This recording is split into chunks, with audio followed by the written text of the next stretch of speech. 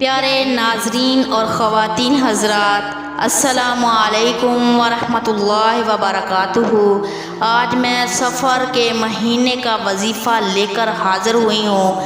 یہ سفر کی 6 اور 7 تاریخ کا وظیفہ ہے۔ سفر کے مہینے میں چلتے پھرتے یہ وظیفہ لازمی پڑھیں۔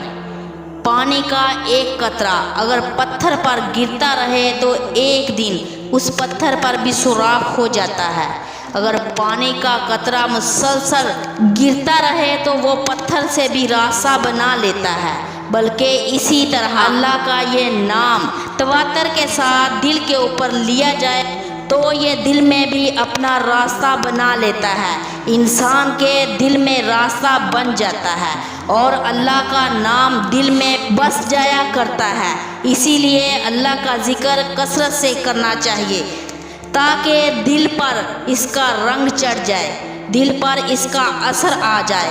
لا الہ الا اللہ افضل ذکر ہے، افضل ذکر لا الہ الا اللہ ہے۔ اس کا ذکر بھی کثرت سے کیا کرو۔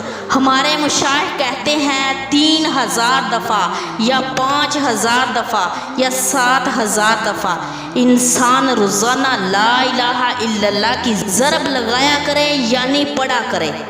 اس کے اوپر کی کوئی حد نہیں، جتنا مرضی پڑھ لے۔ الحمدللہ اس وقت بھی ایسے لوگ ہیں جو دن میں 40,000 دفعہ لا الہ الا اللہ پڑھتے ہیں۔ وہ بھی ہماری طرح کے لوگ ہیں اور ان کے کام بھی ہماری طرح کے ہیں، لیکن ان کے دل میں اللہ کی محبت ہے، اسی وجہ سے اللہ کے لیے وقت نکالتے ہیں۔ ہم محبت کی وہ حرارت محسوس نہیں کرتے، ہم کہتے ہیں ہمارے پاس وقت نہیں ہے۔